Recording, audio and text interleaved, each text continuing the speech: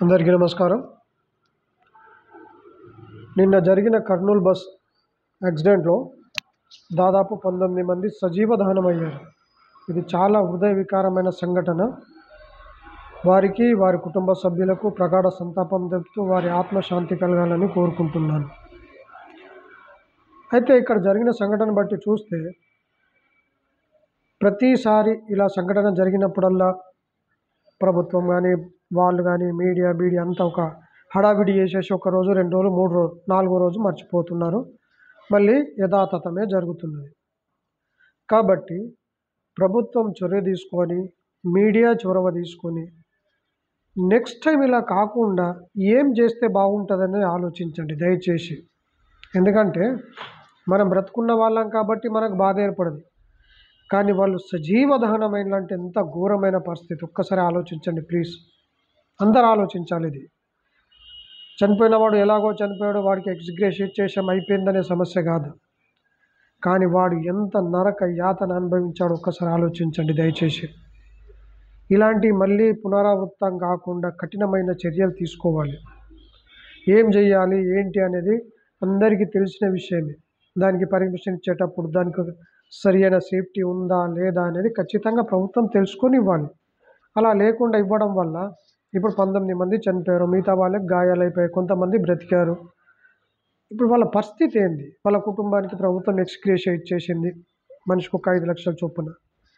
అదేదో ఇప్పుడు 19 మందికి 5 లక్షల చొప్పున అంటే దాదాపు ₹1 కోటి దగ్గరకు వచ్చేస్తుంది.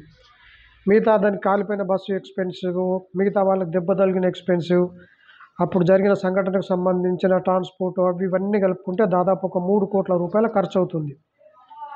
ఈ ₹3 కోట్ల తిరిగి సంపాదించవచ్చు మనిషి, కానీ పోయిన ప్రాణాన్ని మాత్రం తీసుకురాలేడు. ఒకసారి ప్రాణం పోయిందంటే మనిషి తిరిగి రాడు. మరి మనిషే లేనప్పుడు ఇవ్వండి ఎందుకు? కాబట్టి దయచేసి ఇలా కాకుండా సేఫ్టీ రూల్స్ను పాటించండి.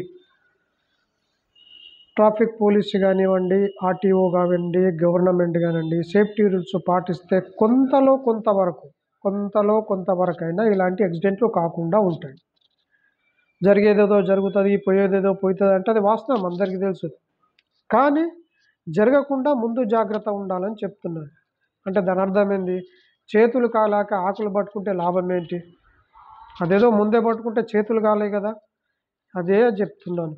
కాబట్టి దీనికి చిన్న ఒక సేఫ్టీ రూల్స్ ఏంటంటే ప్రతి బస్సులో ఇక నుండైనా ప్రభుత్వం ఆలోచించి స్మోక్ డిటెక్టర్స్ పెట్టండి. ఎవ్రీ సింగిల్ బస్లో స్మోక్ డిటెక్టర్ డివైస్ పెట్టండి. ఇది మహా అంటే 600 నుంచి 2000 దాకా ఉండే స్టాండర్డ్ను బట్టి. ఒక బస్సులో ఒక 5 పెడితే సరిపోతాయి.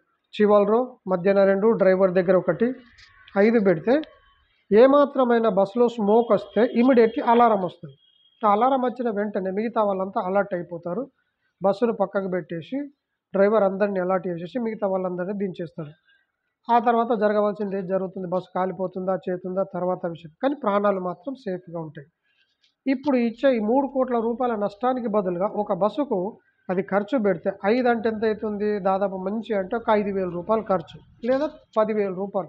హైలీ స్టాండర్డ్ అంటే ₹2,000, మినిమం ₹300 ఉంటుంది, ₹600 ఉంటుంది మినిమం.